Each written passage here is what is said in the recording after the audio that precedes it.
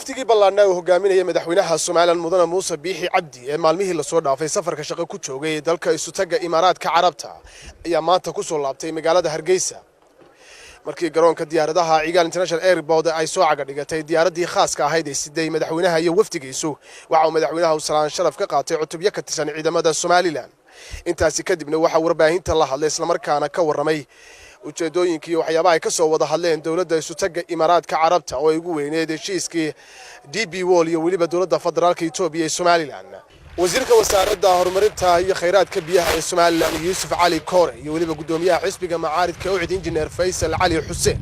oo warbaahinta la hadlay ayaa waxa ay sheegeen in dawladda Isutaga Imaaraadka Carabta ay aqbashay baasaboorka Soomaaliland si rasmi ah loogu tago isla markaana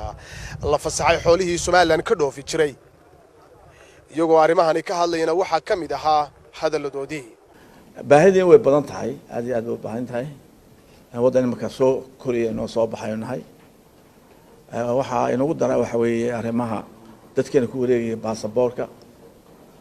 xoolaha oo la joojiyay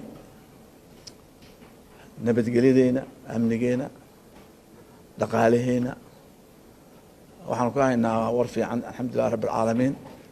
baasaboorkeena waa la ogolaaday insha Allah ta'ala waxaan jeclahay hadii marka imaaraadku ogolaadaan inuu khaliijku dhan ogolaan doono oo furiyay halkan ka gelinay xoolihii waa la ogolaaday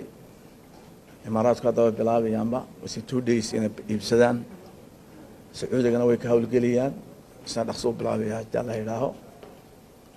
wax u weyn oo dalku ay ku jira waa amniga haddaan amni lahayn nabadgelyo jirin xuduudaheena secure ahayn iskuul ma dhismayo oo ma waariyo isbitaal ma waariyo barnaamijyo ma waariyo xagaasna way naga caawinayaan waa ta keentay in loo yeero taliyaashii nabadgelyada inoo joogay booliiskii militarigii badii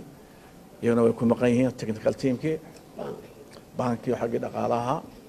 waxaan oran karaa waa waqtigii ugu habboonaa ee Soomaaliland abid ay si dawladnimo ah oo maqaamada qaranka madaxa banaan lagu qaabilo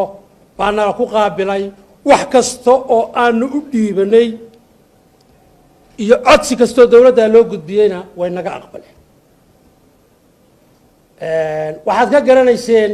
sida naloo soo dhaweeyay iyo sida naloo qaabilay